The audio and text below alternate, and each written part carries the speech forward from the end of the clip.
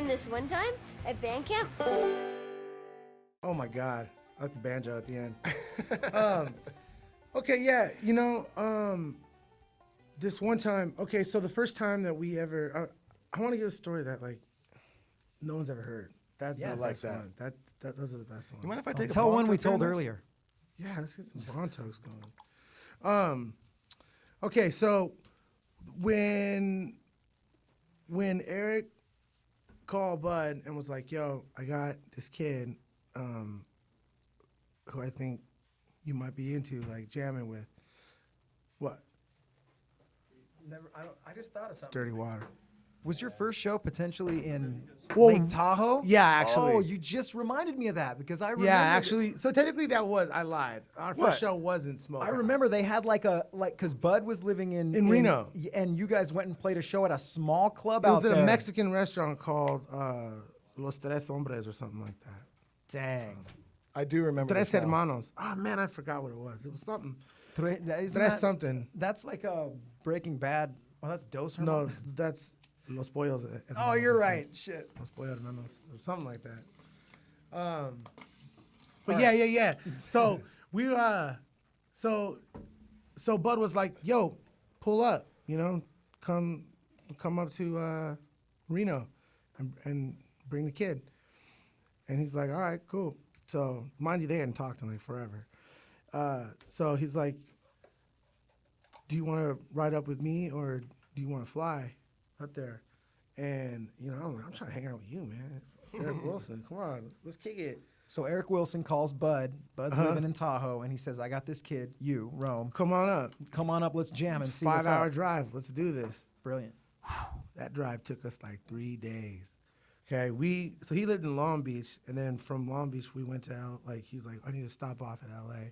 So then we stopped off at LA.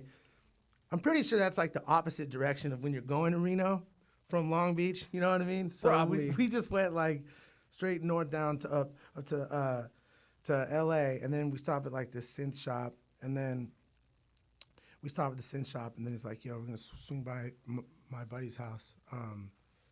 He's like, "Won't take too long."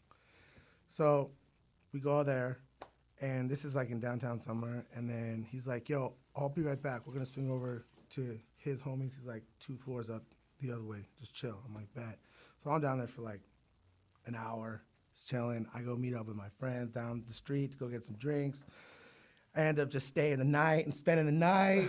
And then I get a call from Eric the next day. He's like, "Yo, you ready to roll?" I'm like, "Yep, let's go." So then, all right, bet.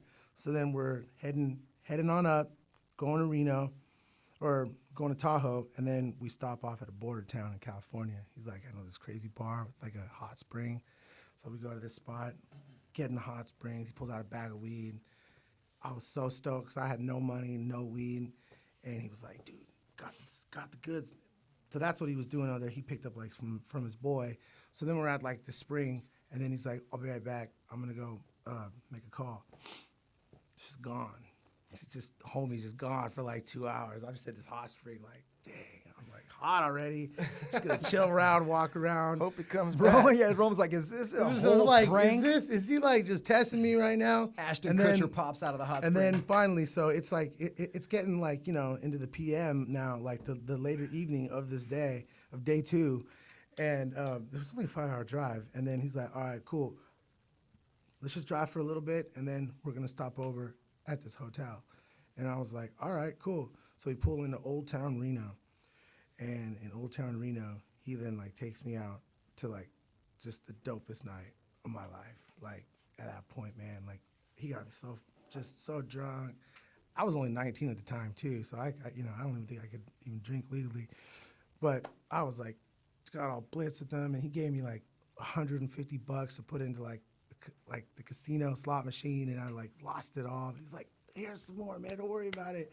Bought me a big old steak dinner, and I was like, "This is so fire. My life is like amazing." And then